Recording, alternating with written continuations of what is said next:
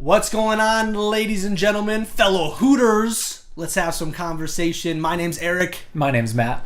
And welcome to another Good Morning Owls, where we're going to talk about the latest stuff in today's world.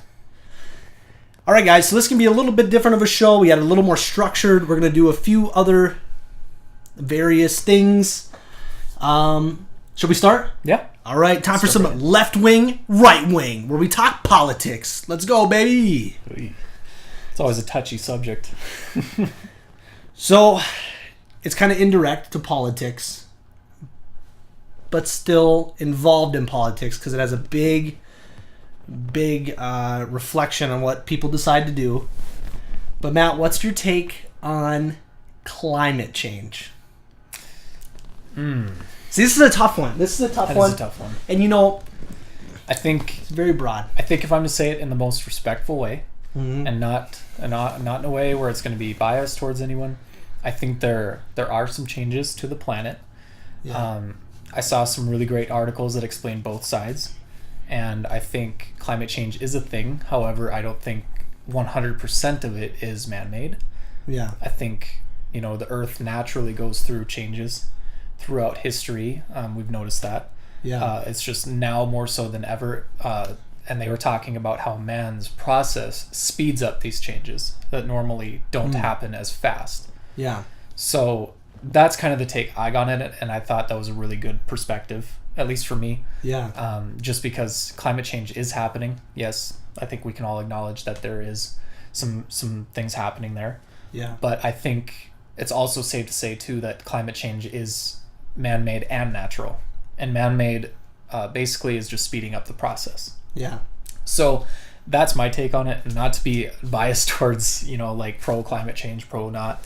That's just from what I've heard. And I think that's the best explanation I've ever been given about it. And I like that take on it. I really do. Because I think it's a little bit of both. I think so too. The Earth does go through cycles. At times in the past, there were ice ages. Yep. And there was global warming naturally in the past, where there were droughts and certain things. I mean, that happens naturally. I do think, and I mentioned this to you the other day, I honestly think that as a population and as a world, we should understand our own carbon footprint. Yeah. It's something I don't do personally, but I should. I think it's a responsibility that everyone should just kind of understand what they're doing, right? And how they're impacting the world. Yeah. If there's some way to put that into play, tax breaks or something, there's got to be something. Well, there's certain types of plastics, that you're not supposed to use that can help recycling. Yeah. I know Minot right now, the city ordinance, Minot, North Dakota, which is where we live. Yeah. They don't have specifically any ordinances based on recycling. Yeah. I know that they are on a plan right now to change that in 2 years. Yeah. So we'll see how that goes. They actually just started with the new trash cans that they just put out. So that's kind of a step in that direction. Yeah. Eventually they'll put out recycling things, which I think is awesome. Yeah. So hopefully those efforts will be furthered in other places too besides Minot. Yeah. And I saw this cool article this morning.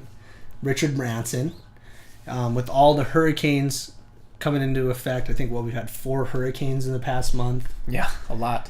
That's hard. And it's devastating. Richard Branson, he made the comment where unfortunately there's probably more to come. Climate change is something that is happening, and we just have to be prepared for it. He made an interesting comment, though. He put it in perspective. Imagine if we took that billions of dollars that it's taking to rebuild those cities, and imagine if we had invested those billions of dollars into different forms of electricity, different forms of transportation. I still think we have smart enough people on this planet to where we can still have the same daily activities as we do now. We can still drive cars. I guarantee we as humans can find a different way other than oil, other than coal. It'll cost a lot of money to change over. And I think that's the big issue. Because right now it is a moneymaker. Yeah. And a lot of companies would have to change a lot. So, I see it from the business side.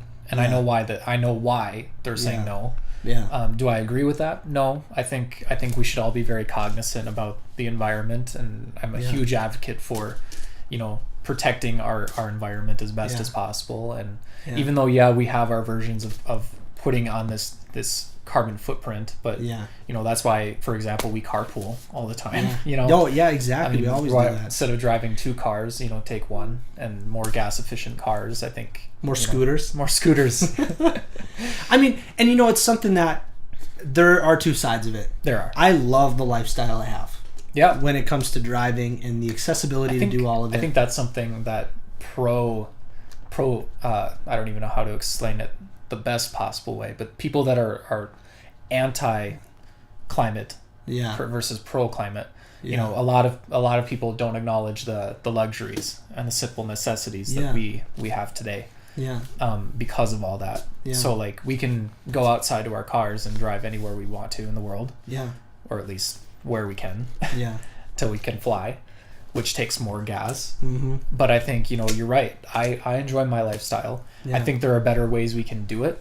I know nothing about it. So and I'm no expert by any means either. Yeah, so that's why we're just merely talking. We're not saying that this is how they should do it.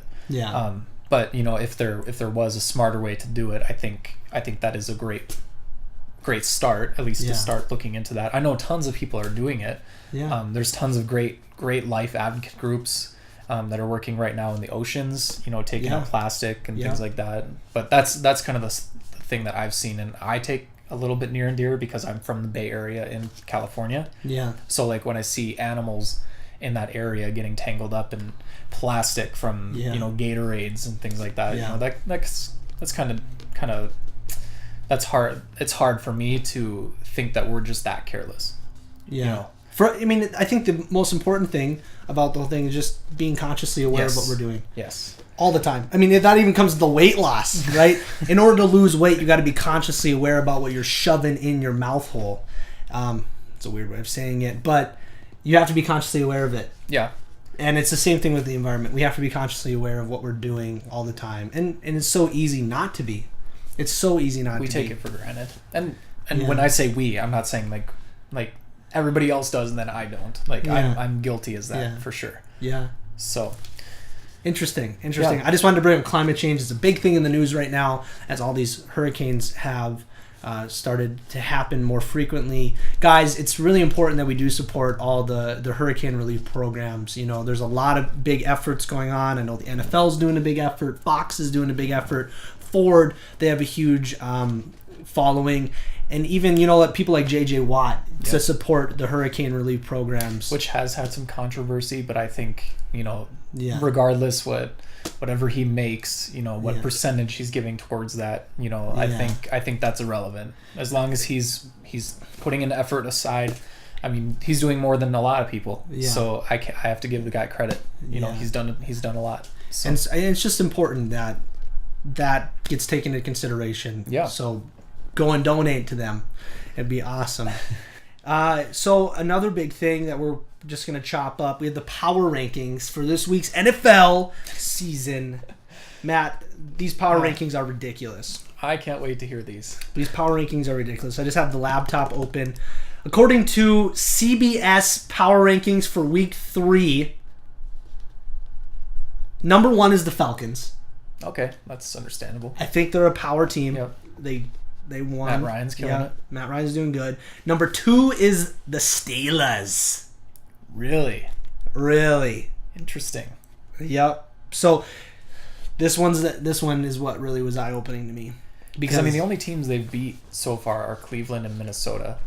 Cleveland's not that great, and Minnesota's getting better, but they're still not quite as high. So. And I like the Steelers, but I don't know. I don't even know what the criteria is, how they base the power rankings. I don't know. Maybe that's something I can look into, but I don't know what's based on that. My perspective is I don't know if they should be number 2. I think the Chiefs should be in that power slot. Chiefs are deadly. Right. I'd be very surprised if the Chiefs weren't in the top 5. Yeah, and they are. So we'll just top off the top 10 here. We got the Falcons, Steelers, Chiefs number 3, Patriots number 4 at 1-1, Packers number 5 at 1-1. That one's interesting to me. Raiders are at number 6. Okay, all right. Denver's at number 7. The Buccaneers are at 8. Really? That's interesting. The Seahawks are 9, and the Lions come in the top 10.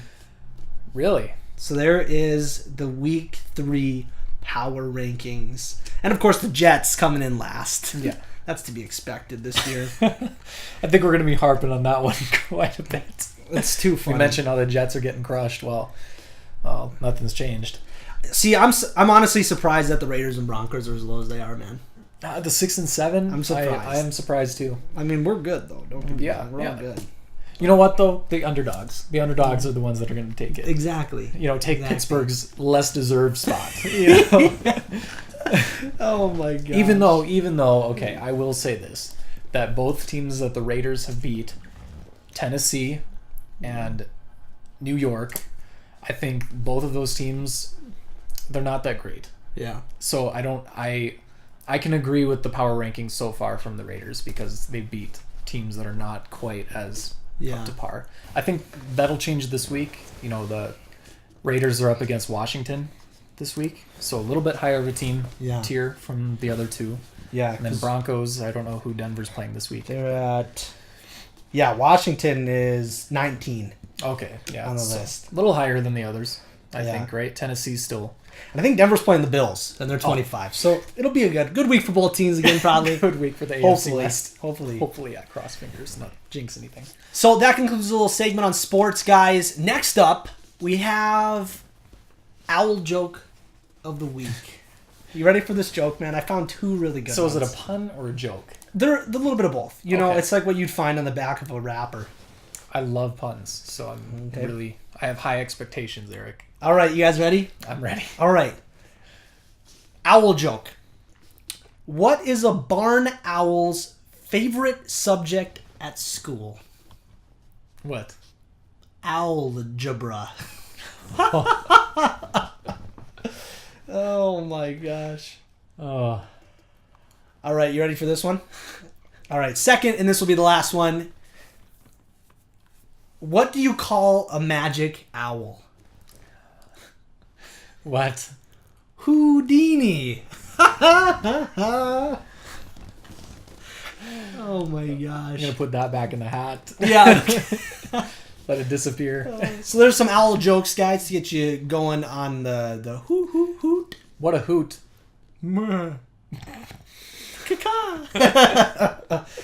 Anyway, guys, so there's a little bit about what we're doing this week in today's show. Is there anything else that we wanted to touch on? I think we mentioned the house too. Oh yeah, motivational minute. Yeah. So a little bit of a motivational minute for you guys. Last time we talked about we were part of a process in gutting a house and bringing it into town, and so I think we went trending on Ingram. Yep. We had over 200,000 followers. Larry the Cable Guy shared us. Some of you guys might remember. Maybe. I don't know. Yeah. Not too often do people trend for riding a house in town, which is crazy experience, by the way. We'll show you guys some stuff here in a little sec. But what's up, guys? This is Matt here with Eric. What's up, guys?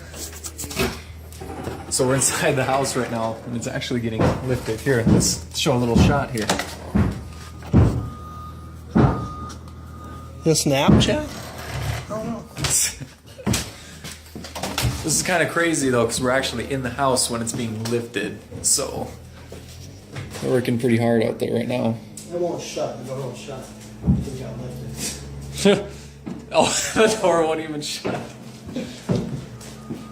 right. Well, they probably want a door open. Guys, it's our house. It's our house.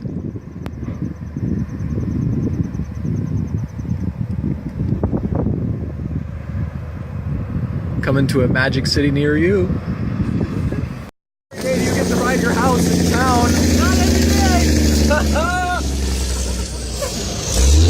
What up, why not? Why do you do this, guys?